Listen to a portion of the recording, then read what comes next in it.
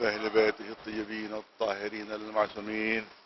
أما بعد فقد قال الله سبحانه تبارك وتعالى في كتابه المبين وهو أصدق القائلين وجعلناهم أئمة يهدون بأمرنا وكانوا فعل الخيرات قام الصلاة وإيتاء الزكاة وكانوا لنا عابدين. بات بھیجیں پر محمد. ایک اعلان ہے جو میں ہر بار بھول جاتا ہوں. میں چاہتا ہوں کہ یہ اعلان پہنچ جائے کہ جو یہاں ماشاءاللہ ایک نئی زری جو ہے وہ نصب کی گئی ہے، وہ چاندی کی زری ہے اور تقریباً اس کا وزن 40 کلو کے اوپر ہے اور تقریباً 16 مومنین کی مدد سے وہ زری جو ہے وہ بنوائی گئی ہے. تمام وہ مومنین کے نام ظاہر کہ اس پر موقع نہیں، لیکن انشاءاللہ کسی مجلس میں نام عرض کیے جائیں گے. اور دوسری یہ اطلاع زری کے اوپر جو علم نصب ہے وہ بھی وہ بلقیس فاطمہ مرحومہ بنت سید حسن صاحب کچھ جعفریہ کالونی میں یا انور جعفری صاحب کی والدہ ان کی طرف سے یہ جو اس کے اوپر پنجے لگے ہوئے ہیں زری کے اوپر، یہ ان کے سارے ثواب کے لیے ان کی طرف سے ہیں. گزارش ہے کہ جن مومنین نے زری کے لیے ہدیہ فرمایا ہے ان کے مرحومین کو اور بلقیس فاطمہ صاحبہ کی روح کو 1 مرتبہ سورہ حمد اور 3 مرتبہ سورہ توحید کی تلاوت فرما دیں. بڑی مشکل منزلیں ہیں کہ اس سلسلے کی آخری مجلس ہے اور بھی صرف انٹروڈکشن ہمارے موضوع کا ہے اور اصل موضوع تو ابھی شروع بھی نہیں ہو سکا، کیونکہ آپ حضرات جانتے ہیں کہ ہمارے 8ویں امام علی رضا علیہ السلام نے امام کے لیے 70 شرطیں بیان کی کہ امام میں کون کون سے شرائط ہونا چاہیے، کون کون سے کمالات ہونا چاہیے. وہ 70 کمالات و شرطیں ہمارے 8ویں امام نے بیان فرمائی ہیں. اور زیارت جامعہ میں جو بھی ہمارے اماموں کی طرف سے آئی ہے اس پہ 200 شرطیں امامت کی ہیں، 200 کمالات اماموں کے ہیں. اور آپ یاد رکھیں کہ جو امامت کے دعوے دار ہیں ان میں سے کوئی بھی ایک شرط پر بھی پورا نہیں اترتا. ایک سلوات بھیجو. اور ہمارے ائمہ معصومین ان تمام شرطوں پر پورے اترتے ہیں. علم میں سب سے افضل ہو، شجاعت میں سب سے افضل ہو، صبر میں سب سے افضل ہو، تمام کتنی 200 صفتیں زیارت جامع بیان ہوئی ہیں اور 70 صفتیں جو ہیں وہ ہمارے 8ویں امام نے بیان فرمائی ہیں. تو ابھی 1-2 پر ہلکی سی روشنی پڑی ہے، بس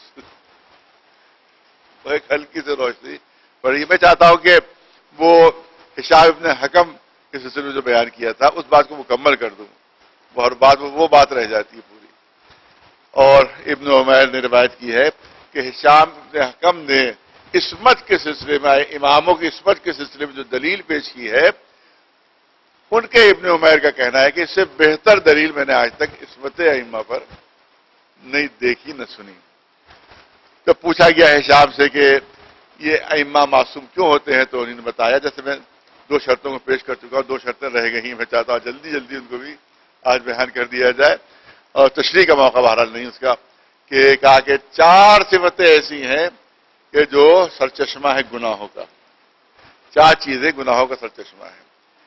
ایک تو حسد ہے کہ جس کی وجہ سے انسان جو ہے وہ گناہ میں مبتلا ہوتا ہے. دوسرا حرص ہے، حرص و لالچ ہے کہ جس کی وجہ سے انسان گناہ میں مبتلا ہوتا ہے. تیسرا غصہ اور خشم ہے کہ جس کی وجہ سے انسان گناہ میں مبتلا ہوتا ہے. غصے میں آ کر اس نے ایسا کوئی کام کر دیتا ہے جو خلاف شریعت ہوتا ہے. گالی دے دی غصے میں آ کر کسی کو، مار دیا غصے میں آ کر کسی کو، بعد میں وہ پچھتاتا ہے کہ ارے بہنے میں نے یہ کیا کر دیا، یہ کیا کر دیا. لیکن امام وہ ہوتا ہے کہ جس کا غصہ بھی اللہ کے لیے ہوتا ہے، جس کا خشم بھی اللہ کے لیے ہوتا ہے اور جس کی محبت بھی اللہ ہی کی خاطر ہوتی ہے. ایک صلوات بھیجے پر محمد وآلہ.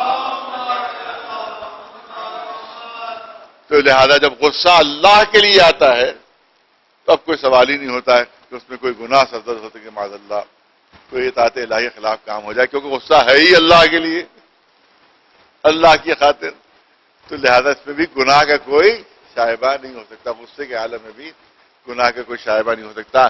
چوتھی صفت یہ بتائیے خواہشات نفس.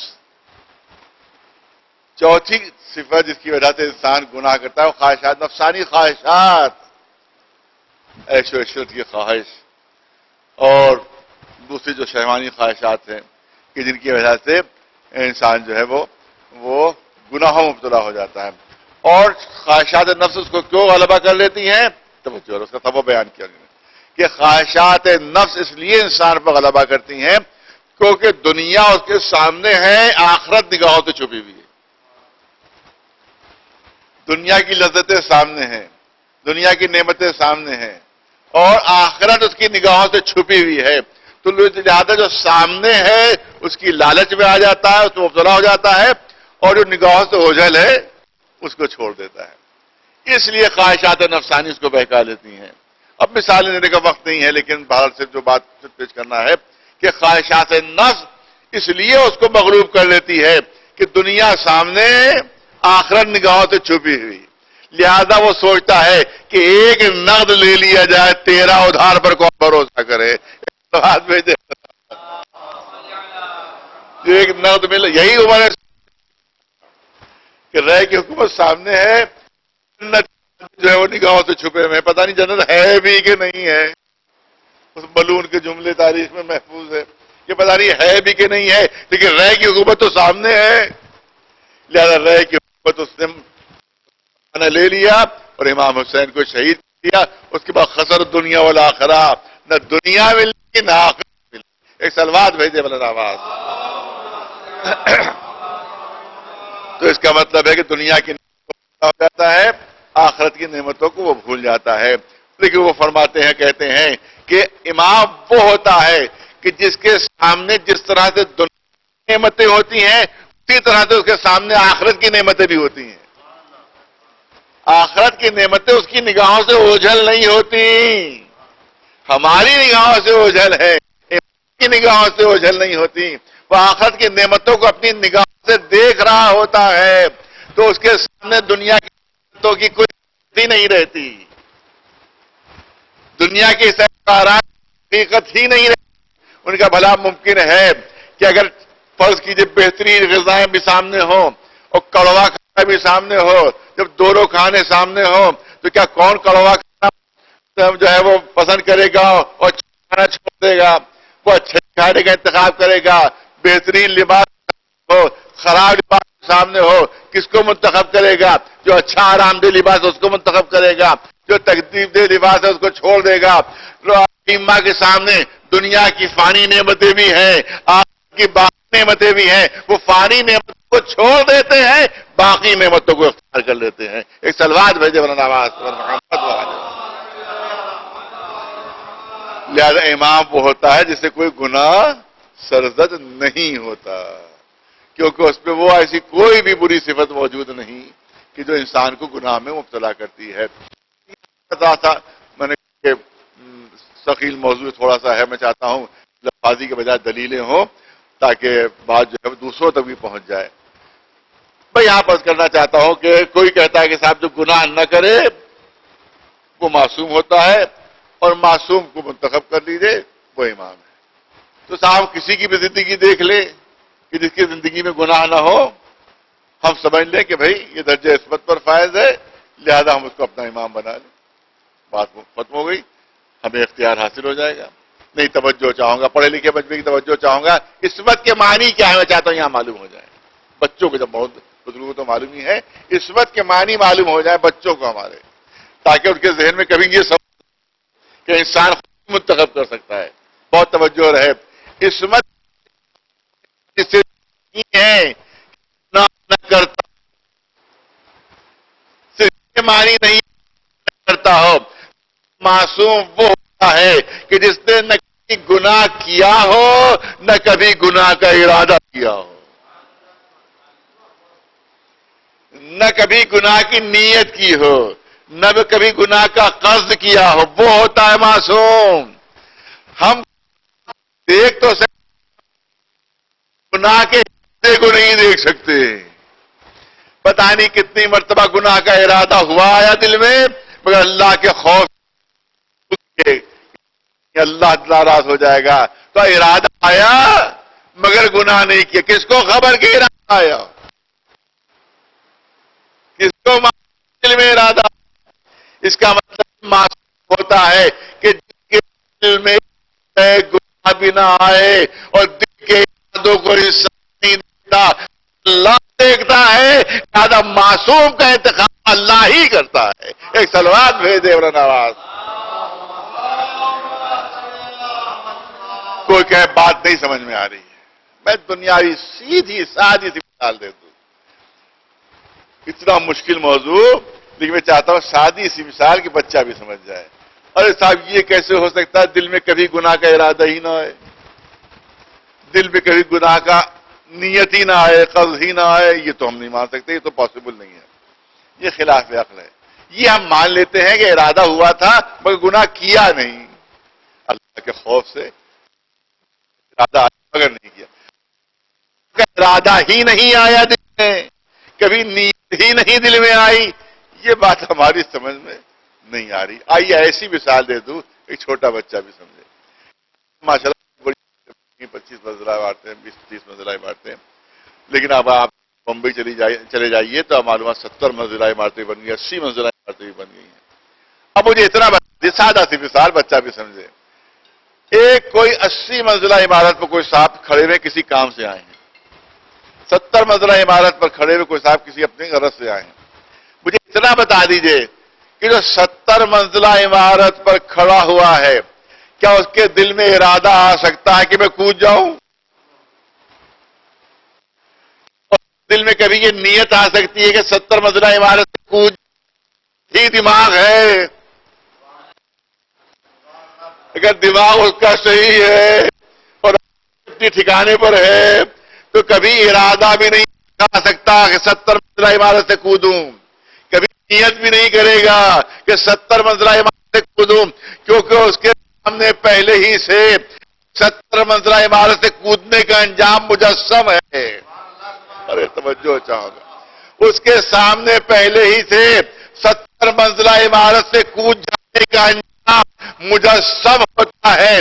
لہذا دل میں نیت بھی نہیں آ سکتی، ارادہ بھی نہیں آ سکتا کہ میں 70 منزلہ عمارت سے کود جاؤں. معصوم وہ ہوتا ہے، امام وہ ہوتا ہے اس کے سامنے ہر گناہ کا انجام مجسم ہوتا ہے. کسی گناہ کی نیت بھی نہیں آتی، ارادہ بھی نہیں آتا.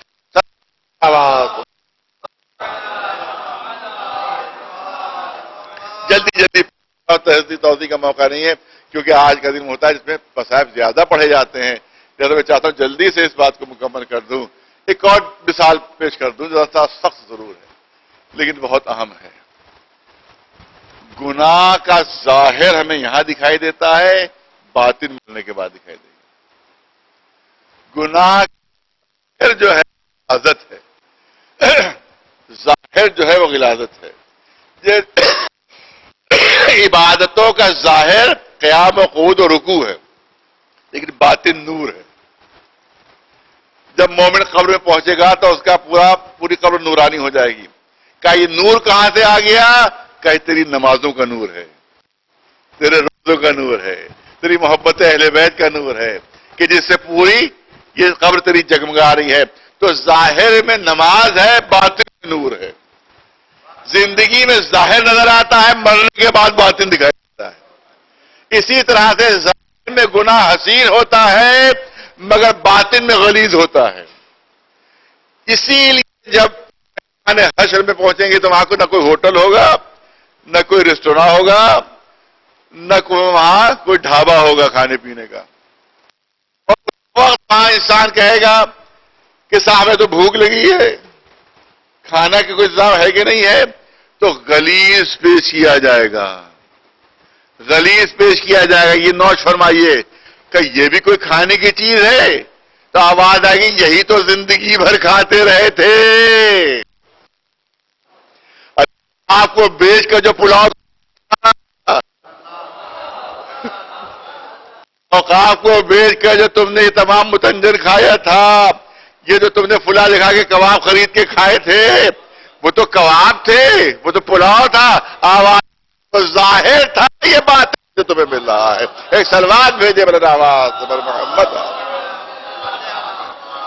تو اس کا مطلب ہے یہاں باطن ہماری نگاہوں سے اوجھل ہوتا ہے جو غلاظت ہے، لیکن امام ہوتا ہے کہ جس کے سامنے گناہ کا ظاہر بھی رہتا ہے، اسی دنیا میں گناہ کا باطن بھی رہتا ہے، تو فرض کسی کے اگر غلاظت موجود ہو تو کیا اسے کھانے کی نیت کرے گا؟ نہیں کرے گا۔ تو امام وہ ہوتا ہے جو کبھی گناہ کی نیت ہی نہیں کرتا۔ ایک صلوات بھیجے بلند آواز سے بر محمد وآلہ۔ دوسری صفت میں نے عرض کی تھی کہ علم میں سب سے افضل کو ہونا چاہیے، کائنات میں اس سے بڑھ کر کوئی علم نہیں ہو سکتا جو امام ہو۔ امام وہ ہوتا ہے جو زمانے کا سب سے، اب تاریخ سے خود ہی اٹھا کر دیکھ لو کہ کون ہے جو سوال پوچھ رہا ہے اور کون ہے جو مسئلے حل کر رہا ہے۔ ایک صلوات بھیج دے۔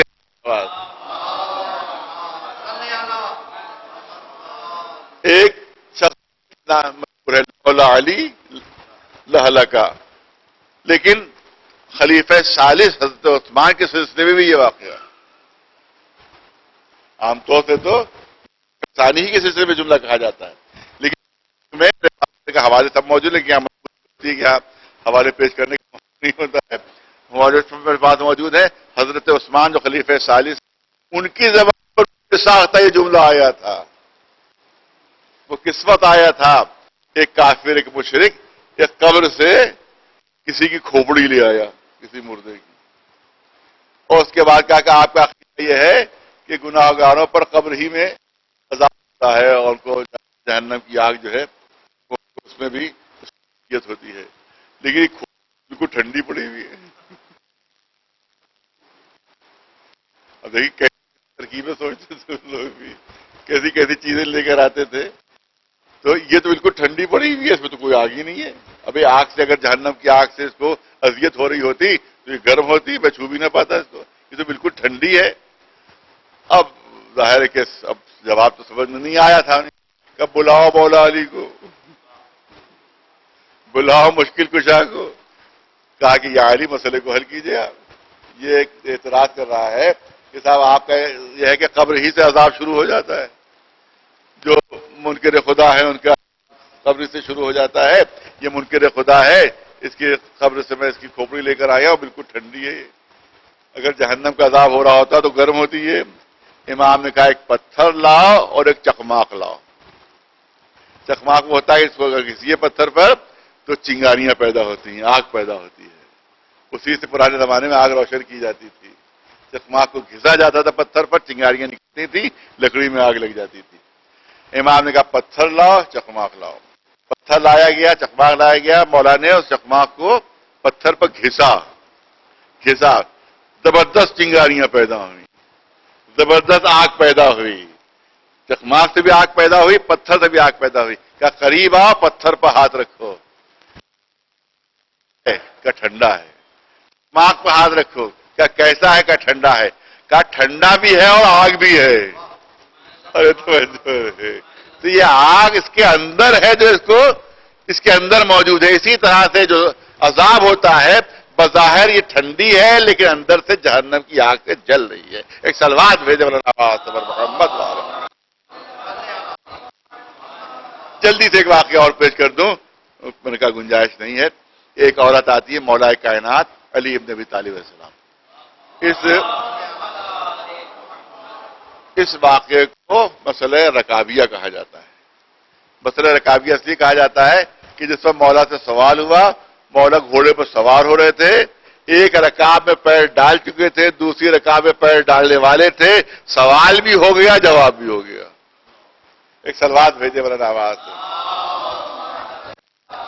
ایک عورت آتی ہے، کہتی ہے کہ یہ کے ساتھ بڑی ناانصافی ہوئی ہے، میرا بھائی دنیا میں رخصت ہوا اور مجھے 600 دینار چھوڑے، مجھے کل 1 دینار ملا، مجھے کل 1۔ دیکھیے کمپیوٹر فیل ہے مولا کے سامنے، کمپیوٹر مولا کے سامنے فیل ہے۔ آج کے بچے کمپیوٹر پر بہت ناز کرتے ہیں، لیکن مولا کے سامنے کمپیوٹر بھی فیل ہے آج کا۔ رکاب میں پیر ڈالتے ڈالتے سوال بھی ہو گیا اور جواب بھی ہو گیا کہ یا علی میرے ساتھ ناانصافی، میرا بھائی دنیا سے رخصت ہوا اور اس نے 600 دینار چھوڑے، مجھے کل 1 دینار ملا، مولا نے فرمایا لگتا ہے تیرے بھائی کی بیوی موجود ہے، ماں موجود ہے، بیٹیاں موجود ہیں اور اس کے 12 بھائی موجود ہیں، تو اکیلی بہن ہے. ارے صلوات بھیجیے مولانا آواز. ماں موجود ہے اس کی بیوی موجود ہے، اس کی بیٹیاں موجود ہیں، 12 بھائی موجود ہیں، تو اکیلی بہن ہے. اس عورت نے حیرت سے کہا یا علی کیا میرے پورے خاندان کو آپ پہلے سے جانتے ہیں؟ مولا نے فرمایا پہلی مرتبہ تجھ سے ملاقات ہو رہی ہے. کہ تو آپ نے بالکل صحیح کیسے بتا دیا؟ ہاں بالکل واقعہ صحیح ہے کہ اسی صورت میں تجھے 1 دینار ملے گا. کہا کیسے؟ کہا دیکھ بیٹیاں 600 دینار چھوڑے، بیٹیاں ہیں قرآن کی روح سے 2/3 ان کو مل جائے گا، 2/3 ان کو مل جائے گا. تو 600 کا 2/3 ہوا 400 دینار بیٹیوں کو مل گئے. ماں کا حصہ چھٹا ہے، 600 کا چھٹا ہوا 100، لہذا 100 ماں کو مل گیا. لہذا 600 میں 500 چلے گئے، 100 بچے. بیوی موجود ہے، بیوی کا 8واں حصہ ہوگا، 600 کو 8واں 75، بیوی کو 75 مل گئے. اب بچے 25. تیرے 12 بھائی ہیں، ہر بھائی کا دوہرا حصہ ہے، لہذا 12 بھائیوں کو 24 مل گئے. ایک بچا وہ تجھے مل گیا. ایک صلوات بھیج دے بلند آواز پر محمد وال، ایک صلوات بلند آواز پر محمد وال. یہ علم کی منزل جو کائنات میں کوئی مقابلہ نہیں کر سکتا جس کا. ہر ایک پوچھ رہا ہے علی سے کہ میرے سوال کو حل کر دیجئے، میری مشکل کو حل کر دیجئے. آیا ایک امیر شام، اس کے زمانے میں وہاں سے رومز کے بادشاہ نے سوال کیا یہ بتاؤ کہ لا شے کیا ہے؟ لا شے کیا چیز ہے؟ اس کی کوئی مثال پیش کرو، لا شے کیا ہے؟ تو اب ظاہر ہے کہ وہاں خود ہی لا شے تھا معاملہ. کچھ آتا ہوتا تو جواب ہی آتا. تو لہذا کہا گیا بھائی علی سے ایسی ترکیب کرو کہ علی سے جواب معلوم ہو جائے. اب ڈائریکٹ تو آپ پوچھیں گے نہیں، بے عزتی ہے. تو ایسی ترکیب کرو کہ یہ پتا چلا ہے کہ لا شے کیا ہے. کہا دیکھو ایک قیمتی گھوڑا ایک شخص معین کیا گیا کہ وہ واقعات نہیں پیش کر رہا جو عام طور سے روزمرہ پیش کیے جاتے. میں چاہتا ہوں کہ بچوں تک کچھ باتیں پہنچے، کچھ جوانوں تک پہنچے. لا شے کیا ہے؟ کہا کہ ایک قیمتی گھوڑا ایک شخص کو دے دیا گیا. کہا لے جاؤ علی کے پاس اور کہو کہ فروخت کرنے کے لیے ہم لائیں. جب پوچھے کہ قیمت کیا ہے تو کہتے ہیں لا شے. اب خود ہی علی بتا دیں گے لا شے ہے کیا چیز، معلوم ہو جائے گا. ان کا جواب ہم تک پہنچا دینا. ایک شخص کو قیمتی گھوڑا دیا گیا، مولا کی خدمت میں پہنچا. کہا بھائی کاہے کے لیے لایا؟ کا فروخت کرنے کے لیے. قیمت کیا ہے؟ مولانا نے پوچھا. بہت اچھا گھوڑا تھا، بڑا خوبصورت گھوڑا. کہا قیمت کیا ہے؟ کیا لا شے قیمت ہے اس کی قیمت ہے لا شے. مولانا نے کہا ابھی تمہارا مسئلہ حل کیے دیتا. لے کر چلے صحرا میں. صحرا میں آپ جانتے ہیں کہ شراب دکھائی دیتا ہے. جب سورج کی روشنی پڑتی ہے تو لگتا ہے سامنے دریا بہ رہا ہے، اور جب قریب پہنچتے ہیں تو کچھ بھی نہیں ہوتا ہے، وہ صرف نگاہوں کا دھوکہ ہوتا ہے. تو ریگستانوں میں یہ بڑا دھوکہ ہوتا ہے کہ سورج کی روشنی جب پڑتی ہے تو لگتا ہے کہ پانی بہ رہا ہے، قریب پہنچو تو معلوم نگاہوں کا دھوکہ ہے. یہ صحرا میں لے گیا اس کو، اور اس کو جیسے ہی اس کو شراب نگاہ پڑا کہا کہ دیکھو یہی لاشا ہے، یہ تمہارے گھوڑے کی قیمت ہے. یہ تو سامنے تم ریگ چمکتی ہے جس کو پانی نظر آ رہا ہے، یہی لاشا ہے، یہی قیمت ہے. کہا کیوں؟ کوئی دلیل تو پیش کیجئے. کہا قرآن مجید میں موجود ہے کہ کافروں کے اعمال ایسے ہیں کہ جیسے ریگستان میں شراب ہوتا ہے کہ جب وہ قریب پہنچتے ہیں لا یجدون شیئا تو انہیں لا شے نظر آتی ہے. لہذا یہی لا شے ہے، گھوڑا مجھے دو، قیمت لیتے جاؤ. ایک صلوات بھیجے آواز.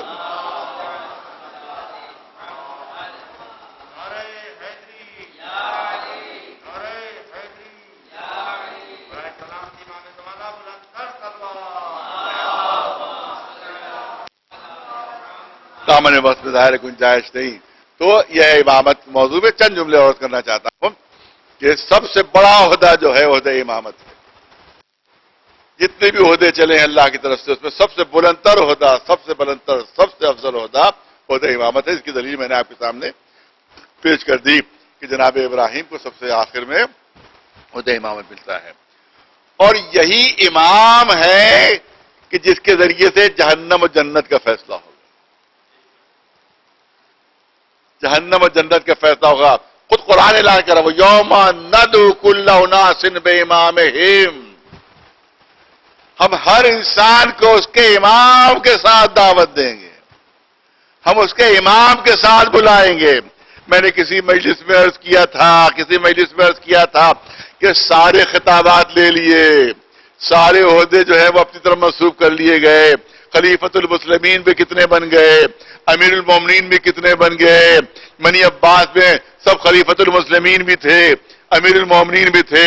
بنی امیہ میں سب خلیفۃ المسلمین میں تھے, امیر المومنین بھی تھے.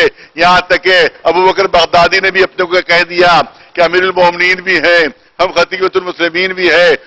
ملا عمر نے بھی کہہ دیا اپنے کو کہ ہم خلیفۃ المسلمین بھی ہیں, امیر المومنین بھی ہیں. یہ سارے عہدے تب پہنچ گئے دوسروں تک, مگر ایک عہدہ ایسا ہے جس کا دعویٰ آج تک کوئی نہیں کر سکا, وہ ہے امام المتقین. وہ ہے امام المتقین, خلیفۃ المسلمین کہلوا لیا, امیر المومنین کہلوا لیا, لیکن آج تک کوئی اپنے کو امام المتقین نہ کہلوا سکا. امام المتقین ہے علی ابن ابی طالب. اور میدان حشر میں پوری توجہ, پورے چیلنج, پورے دعوے کے ساتھ کہ میدان حشر میں نہ خلیفۃ المسلمین جنت میں لے جائیں گے, نہ امیر المومنین جنت میں لے جائیں گے, بلکہ اعلان امام کے ذریعے سے پکاریں گے تو امام المتقی جنت میں لے جائے گا. ایک سلوات بھیج دے مولانا آواز. اب ایک واقعہ ایک بزرگ کا سن لیجیے جلدی سے. وہ واقعہ اس طرح سے ہے کہ ایک شیعہ عالم دین تھے, وہ ایک مجمع میں گئے کہ جہاں بہت سے اہل سنت علماء بھی تشریف فرما تھے. اب انہی نے تقریر کرنا شروع کی شیعہ عالم نے, اور یہ چاہا کہ جو دوسرے اصحاب ہیں ان کا بھی تذکرہ ہو جائے تاکہ سب لوگ خوش ہو جائیں جو سامنے موجود ہے. لہذا انہوں نے تقریر کرنا شروع کی. میں اس پر فضائل بیان کرنا چاہتا ہوں امام حضرت ابو بکر.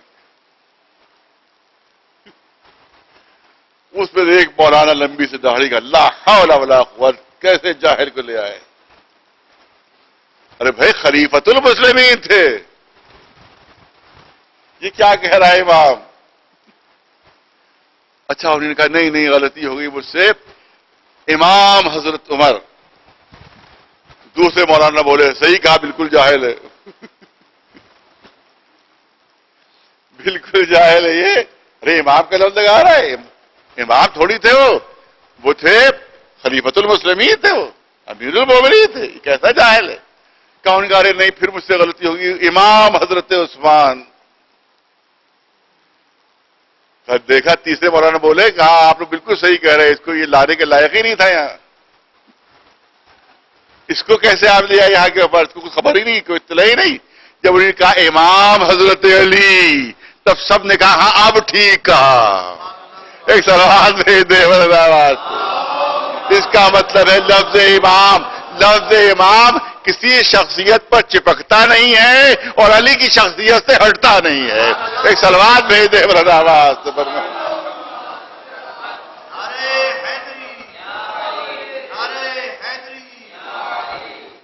یوم ندعو کل اناس بامامہم. میں نے کہا یہ حقائق ہے جو پیش کر رہا ہوں. ہر امام کے ساتھ بلایا جائے گا, امام کے ساتھ بلایا جائے گا. اب سوال یہ ہوتا ہے کہ جب یہ امام نہیں ہے, ابھی میں نے ثابت کر دیا آپ کے سامنے, جب یہ امام نہیں ہے اور ہر ایک امام کے ساتھ بلایا جائے گا تو یہ بتاؤ یہ کس کے ساتھ آئیں گے؟ جب تک علی کو امام نہ مانا جائے اس وقت تک میدان حشر میں حشر جو ہے وہ خراب ہو جائے گا. ایک سلوات بھیجے بلند آواز صبر محمد وآل, ایک سلوات بلند آواز صبر محمد وآل محمد. تو یہ چند جملے امامت کے سلسلے میں آپ کے سامنے عرض کیے کہ امام وہ ہوتا ہے کہ جو پوری کائنات کا حاکم ہوتا ہے, جس کا سکہ پوری کائنات پر چلتا ہے. امام وہ ہوتا ہے کہ جو ہر علم میں افضل ہوتا ہے, جو شجاعت میں افضل ہوتا ہے, جو بہادری میں افضل ہوتا ہے. جو صبر میں افضل ہوتا ہے، جو ایثار میں افضل ہوتا ہے، دنیا میں کوئی ایسا نہیں ہے جو اس کی برابری کر سکے۔ بہت وسیع موضوع، بہت وسیع انشاءاللہ زندگی و حیات اسی موضوع پر اگر رہی زندگی تو اگلے سال بھی اسی موضوع پر عرض کیا جائے گا کہ وہ صفات کون سے ہیں جو امام میں پائے جانے، وہ کون سے صفات و کمالات ہیں جو امام کے لیے ضروری ہیں۔ امام وہ ہوتا ہے جو کائنات کا جس کے اشارے پر ڈوبتا ہوا آفتاب پلٹا وہ امام ہوتا ہے، جس کے ٹھوکر مارنے پر مردہ زندہ ہو جائے وہ امام ہوتا ہے، جس کا مسلح پانی پر بچ جائے وہ امام ہوتا ہے، جس کی حکومت پوری کائنات پر چل رہی ہو وہ امام ہوتا ہے۔ صلوات بھیجیں بر محمد وآلہ۔ اور یہی امام وہ ہوتا ہے جو محافظ اسلام ہوتا ہے۔ میں نے کہا آج فضائل کا موقع نہیں ہے، مصائب کا زیادہ موقع ہے، لہذا مصائب بس کرنا چاہتا ہوں آپ کے سامنے۔ امام وہ کہ جس کی حکومت ذرے ذرے پر ہوتی ہے، لیکن یہی امام مصلحت الہیہ کا تابع بھی ہے، مشیت الہیہ کا یہ تابع بھی ہے۔ جب مشیت الہیہ نہیں ہوتی ہے تو اسی امام کے گلے میں رسی ہوتی ہے،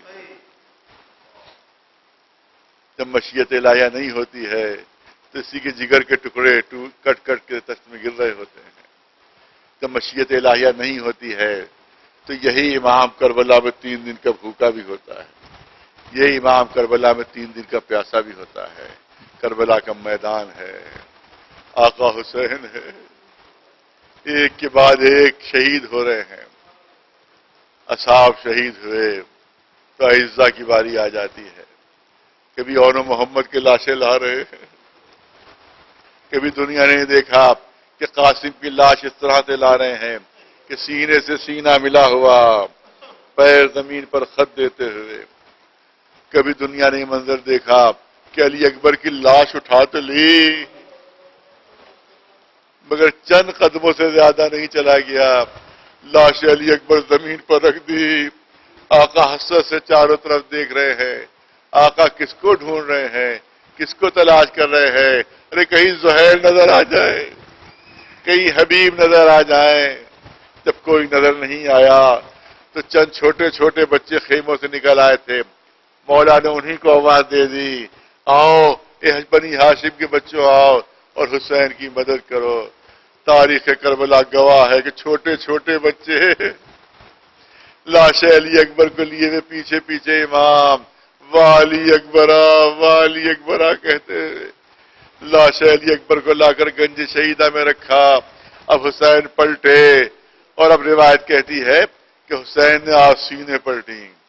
روایت آپ کے سامنے پیش کرنا چاہتا ہوں، جس پر امام نے ارشاد فرمایا کوئی ہے جو میری مدد کرے، کوئی ہے جو میری نصرت کرے، تو تاریخ کربلا کہتی ہے کہ امام کی کوئی بھی آواز استغاثہ خالی نہیں گئی تھی،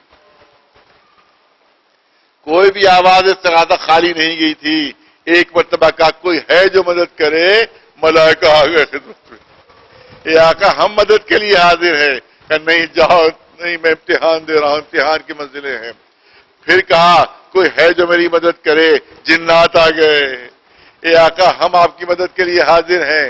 کہ نہیں واپس جاؤ، امتحان کی منزل ہے۔ ارے ہر آواز کے اوپر کوئی نہ کوئی آ رہا ہے۔ ایک مرتبہ جو آواز دی کوئی ہے جو مدد کرے تو منظر دیکھا، خیمے کا پردہ اٹھا، بیمار امام زین العابدین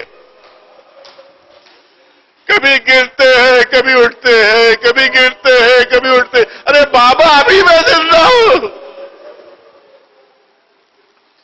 اے بابا ابھی آپ کا زین العابدین زندہ ہے، میں مدد کروں گا آپ کی۔ حسین نے آواز دی اے بہن زینب جلدی سے اس بیمار کو واپس لے جاؤ۔ اگر یہ ختم ہو گیا تو نسل رسالت ختم ہو جائے گی۔ اب آخری بار امام حسین آواز استغاثہ بلند کر رہے ہیں، آخری بار فرمایا کوئی ہے جو میری مدد کرے۔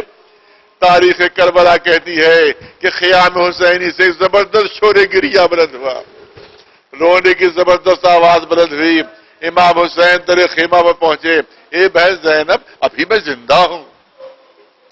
یہ اتنی زبردست گریے کی آواز کیسے بلند ہوئی؟ کہا بھیا ابھی جیسے ہی آپ نے فرمایا کوئی ہے جو میری مدد کرے، ارے ننھے سے علی اصغر نے بندے کو جھولے سے گرا دیا ہے کہ بابا آپ کا ابھی ننھا مجاہد باقی ہے، ابھی علی اکبر باقی ہے، کہا لاؤ میرے بچے کو میری آغوش میں لاؤ۔ جناب علی اصغر آغوش میں دیے گئے۔ امام نے دیکھا پر ایسا لگتا تھا کہ روح نکل جائے گی بچے کی، پیاس کا وہ عالم تھا، وہ شدت تھی کہ ایسا لگتا تھا کہ روح جس علی اصغر کی نکل جائے گی۔ اے رباب لے جاتا ہو، ارے شاید کسی ظالم کو رحم آ جائے۔ رباب نے کہا تھا ایک بار مجھے بچے کو دے دیجئے، لے جاتی ہے، آنکھوں میں سرما لگاتی ہے، کنگھی کرتی ہے، اس کہتی ہے دیکھو بابا کے ساتھ جاتے رہے ہو مگر بابا کو اپنی موجودگی میں کوئی زخم نہ لگنے دینا، اگر کوئی تیر آئے اگر کوئی تلوار آئے تو اپنے پر لینا۔ مسئلہ دارہ سنیے، زیادہ دارے وقت نہیں رہا ہے۔ جناب امام حسین علیہ السلام حمید ابن مسلم کے جو راوی ہے یزید کی فوج میں، وہ کہتا ہے کہ میں نے دیکھا کہ حسین ابا کے دامن میں کچھ چھپائے ہوئے لا رہے ہیں، میں یہ سمجھا کہ شاید قرآن لے کر آ رہے ہیں اور قرآن کا واسطہ دیں گے، لیکن جب بلندی پر پہنچے اور ابا کا دامن ہٹا تو دیکھا ہے کملایا ہوا پھول ہے، لیکن ننھا سا بچہ جو حسین کے ہاتھوں کے اوپر ہے۔ اے قوم جفا کار، اگر تمہاری نگاہوں میں گناہگار ہوں تو اس ننھے سے بچے کی کیا خطا ہے؟ جواب نہیں آیا۔ حمید ابن مسلم کہتا ہے میں نے دیکھا کہ جب فوج یزیدی سے کوئی جواب نہیں آیا تو امام حسین نے اپنے بچے کو کربلا کی زمین پر لٹا دیا اور لٹا کر دور ہٹ گئے اور فرمایا اگر تم یہ سمجھتے ہو کہ اس کے بہانے میں پانی پی لوں گا تو لو میں اس کو زمین پر لٹا کر دور ہٹا جاتا ہوں، خود آ کر اپنے ہاتھوں سے پانی پلا دو۔ عزاداروں میں نے پڑھ دیا اور آپ نے سن لیا، لیکن حمید ابن مسلم کہتا میں نے منظر دیکھا کہ جب حسین نے ننھے سے علی اصغر کو کربلا کی زمین پر لٹایا تو کربلا کی زمین اتنا جل رہی تھی کہ بچہ مچھلی کی طرح سے تڑپنے لگا، مگر کسی کو رحم نہیں آیا۔ حسین آگے بڑھے، علی اصغر کو آغوش میں لیا، علی اصغر لگتا ہے ان کو یقین نہیں آ رہا ہے کہ تو پیاسا ہے، ان پر ظاہر کر دے تو اپنی پیاس ان پر ظاہر کر دے۔ جو بچہ بول نہ سکتا کیسے بتائے کہ میں پیاسا ہوں، لیکن بابا آپ کا حکم ہے تو تعمیل ہوگی۔ حمید کہتا ہے میں منظر دیکھ رہا تھا، یا تو بچے کا چہرہ باپ کی طرف تھا یا آہستہ آہستہ اپنے چہرے کو گھمایا اس طرح سے کہ رخ فوج کی طرف ہو گیا۔ جب فوج کی طرف چہرہ ہوا تو کہتا ہے میں نے دیکھا علی اصغر نے مشکل سے اپنی سوکھی زبان باہر نکالی اور سوکھے ہوئے ہونٹوں پر پھیرنا شروع کی۔ اے یزیدیوں دیکھو کتنا پیاسا ہوں، اے فوج والوں دیکھو کتنا پیاسا ہوں۔ فوج یزیدی میں بغاوت کے آثار نمودار ہو گئے۔ عمر سعد ڈر گیا، ہرملا کو آواز دی ارے بہت دن سے نمک کھا رہا ہے، نمک حلالی کا وقت آ گیا ہے، بچے کے گلے میں تیر مارنا ہے۔ عزاداروں اس ملعون کے ترکش میں کچھ تیر ایسے تھے کہ جس کا ایک پھل تھا، کچھ تیر ایسے تھے کہ جن کے دو پھل تھے، دو یا تین تھے، تین پھل تھے، جس کو تین بھال کا تیر کہتے ہیں۔ وہ اس نے چلے کمان میں جوڑا۔ حمید کہتا ہے دشمن ہے، تین بھال کا تیر ایک ننھے سے بچے کے لیے۔ وہ کہتا ہے تیر کا وزن زیادہ تھا، بچے کا وزن کم تھا۔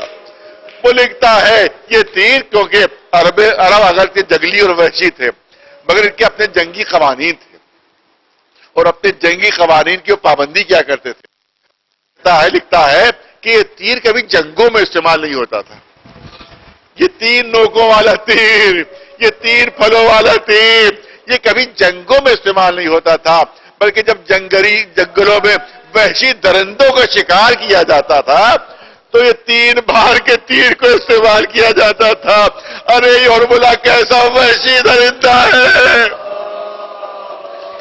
ایک ننھے سے بچے کے لیے تین بھال کا تیر، چلے کمان میں تیر جوڑا۔ یہ کہا کہ ہرملا کے ہاتھ کانپے، اور تیر و کمان چھوٹ کر گرے. عمر سے کہا اے حرملا عرب کا سب سے بڑا تیر انداز ہے اور تیرے ہاتھ کانپ رہے ہیں, تیرے ہاتھ کانپ. حرملا کہ میرے ساتھ جو منظر میں نے دیکھا اس سے کیسے بیان کروں. میں نے بچے کے گلے کا نشانہ لیا, لگا کہ نقاب پوش بی بی سامنے سے پیٹتی ہوئی آ گئی ہے. اے حرملا کیا غضب کر رہا ہے. ننا سا گلا 3 بار کا تیر, ازاداروں تیر چلا, بچے کے گلے پر پڑا, گلے کو چھیدتا ہوا حسین کے بازو میں بے بس ہو گیا. ہو سکتا علی اصغر نے ماں سے کہا اے اماں مجھے معاف کر دو, تم نے کہا تھا تمہاری موجودگی میں ارے حسین کو کوئی زخم نہ آنے پائے, مگر میں کیا کروں, تیر پڑا تھا گردن چھوٹی تھی. لہذا بابا کے بھی زخم لگ گیا. ازادار حسین پہنچے, ذوالفقار سے قبر کھودی, آ رہے ہیں. اگر دلاسا دینے والے ہوتے ہیں تو غم کم ہو جاتا ہے, لیکن حسین تنہا علی اصغر کو دفن کر رہے ہیں. ہاں شاید دکھیاری ماں پہنچ گئی ہو, تسلی دے رہی ہو, دلاسا دے رہی ہو, اے حسین گھبرانا نہیں, میں آ گئی ہوں کربلا کے میدان. اے میرے لال میں کربلا کے میدان میں آ گئی ہوں. علی اصغر کو دفن کر کے چلے. اب جیسے ادھر خیمہ پر پہنچے جناب زینب آتی ہیں.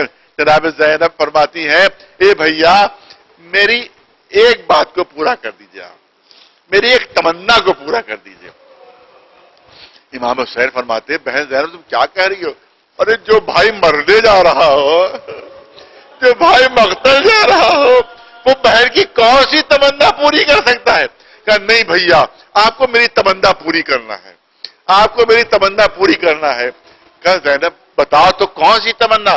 کہ ابھی میرے کانوں میں ان ظالموں کی آواز آ رہی تھی, یہ ظالم کہہ رہے تھے حسین تم 71 لاشیں اٹھا چکے ہو, اے حسین تم بہت زخمی ہو چکے ہو, اے حسین تم بہت پیاسے ہو, تم ہمارا مقابلہ نہیں کر سکتے, تم ہم سے جنگ نہیں کر سکتے, آؤ سر جھکا کر کھڑے ہو جا, ہم تمہاری گردن کاٹے لیتے ہیں. ارے یہ سمجھ رہے ہیں کہ آپ جنگ نہیں کر پائیں گے, یہ سمجھ رہے ہیں آپ تلوار نہیں چلا پائیں گے. ارے ذرا دکھا دیجئے کہ علی کے خون کا کیا اثر ہوتا ہے, دکھا دیجئے فاطمہ کے دودھ کی کیا تاثیر ہوتی ہے. امام نے کہا میں تمہاری فرمائش پوری کرنے کی کوشش کروں گا. میدان میں آتے اور سینے پلٹی, ایسا حملہ کیا, ایسا حملہ کیا کہ فوجیں سامنے سے بھاگ رہی تھی. روایت کہتی ہے کہ ایسا لگتا تھا کہ موت کی چکی چل رہی ہے. لوگ سامنے سے بھاگ رہے تھے, ہمیں حسین کے ہاتھوں سے بچا لو, ہمیں حسین کے ہاتھوں سے بچا لو, اور مولا کہتے جاتے تھے ارے اب کہاں بھاگ رہے ہو, تم نے تو میرے عباس کو مار ڈالا, اب کہاں بھاگ رہے ہو, تم نے تو میرے علی اکبر کو مار ڈالا. پہلے ایک ایک آیا, حسین نے ایک بار میں قتل کیا. 2 پہلوان آئے, ایک بار میں دونوں کو واسطے جہنم. 10 آئے, روایت کہتی ہے ان 10 کے بیچ میں پہنچ جاتے تھے, تلوار میان میں رکھتے تھے اور سروں کو آپس میں ٹکرا دیتے تھے, بھیجے باہر آ جاتے تھے. شیو کھڑا ہوا عمر سعد سے, اے عمر سعد کیا حسین کے ہاتھوں عرب کے سارے پہلوانوں کو قتل کروا دو گے, پورے لشکر کو حملے کا حکم دو. ایک دم سے 1 لاکھ کے لشکر نے حملہ کیا. حسین جنگ کر رہے ہیں, حسین جنگ کر رہے ہیں, زخموں سے چور ہو گئے, بس آخری جملے ہیں, زخموں سے چور ہو گئے, زینے فرس پر ڈگمگا رہے ہیں, کبھی دائیں طرف جھکتے ہیں, کبھی بائیں طرف جھکتے ہیں. یہاں پر علامہ مشکینی مرحوم فرماتے ہیں کہ جب طرف بھی جھکتے تھے زبان پر آتا لا واللہ لا واللہ, جب دوسری طرف جھکتے تھے تو زبان پر آتا تھا لا واللہ لا واللہ, اے اللہ کی قسم نہیں, اللہ کی قسم نہیں. ارے جدھر بھی جھک رہے ہیں زبان پر ہی لفظ آ رہا اللہ کی قسم نہیں, اللہ کی قسم نہیں.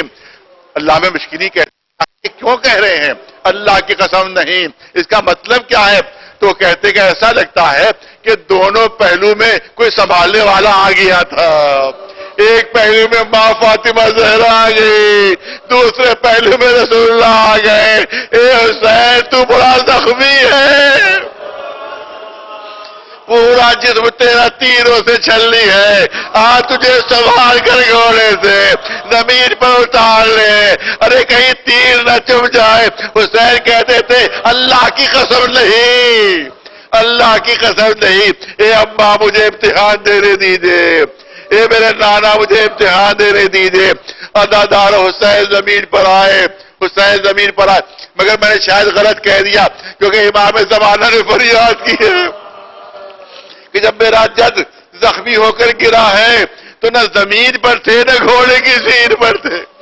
امام سے کسی نے پوچھا یہ آپ فریاد کیوں کر رہے ہیں؟ ارے جب زخمی ہو کر گرے تو زمین پر پہنچ گئے. یہ آپ کیا کہہ رہے کہ نہ زمین پر نہ گھوڑے کی زین؟ فرمائے اتنے تیر لگے ہوئے تھے کہ حسین کا جسم تیروں پر معلق ہو گیا.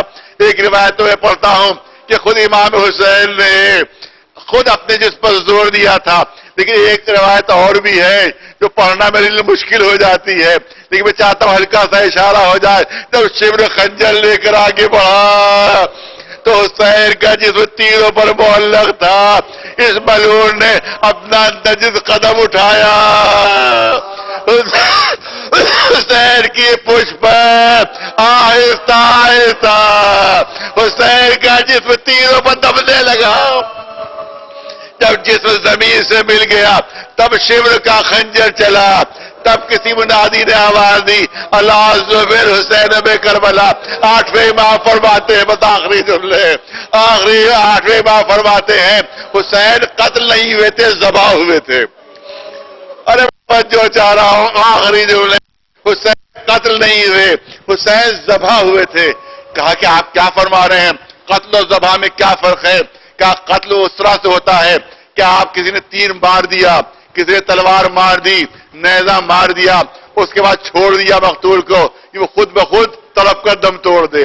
اس کو کہتے ہیں قتل. اور ذبح اس کو کہتے ہیں کہ اس وقت تک خنجر چلتا رہے جب تک روح جسم سے نہ نکل جائے. ارے شیور کا خنجر اس وقت تک چلتا رہا جب تک حسین کی روح پرواز نہ کر گئی. زمین کربلا لرزنے لگی، فرات کا پانی نیزوں چھلنے لگا. کوئی منادی آواز دینے لگا. زینب گھبرا کر اس خیمے میں آئی جہاں بیمار امام زین العابدین شانہ ہلایا. اے بیٹا کیا غشی میں پڑے ہو؟ دیکھو زمین کربلا ہل رہی ہے، دیکھو یہ آدھیا کیوں چل رہی ہے. ارے منادی کیا آواز دے رہا ہے؟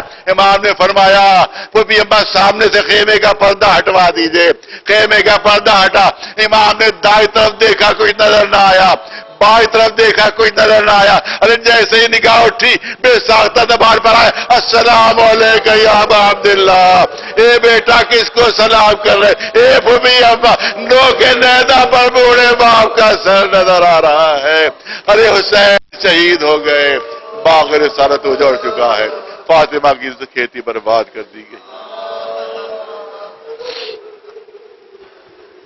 سَيَعْلَمُ الَّذِينَ ظَلَمُوا أَيَّ مُنقَلَبٍ يَنقَلِبُونَ. أَلَا لَعْنَةُ اللَّهِ عَلَى الْقَوْمِ الظَّالِمِينَ.